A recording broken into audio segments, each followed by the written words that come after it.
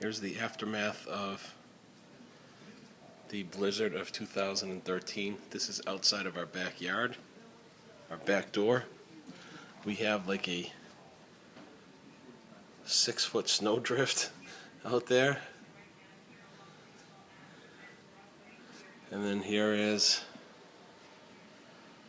our back patio door. And that big spike in the middle is our gas grill. But you can see the snowdrift is up over the windows on the back of the house.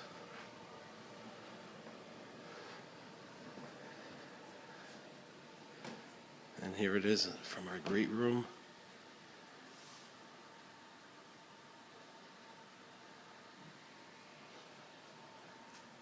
That is a screen door right there.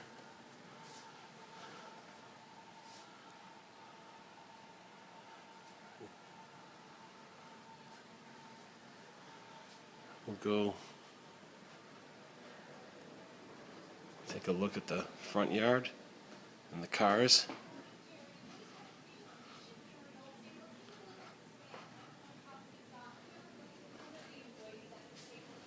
Those are our cars that are buried in our garage door. So we got a little cleaning up to do. It's going to be a lot of fun.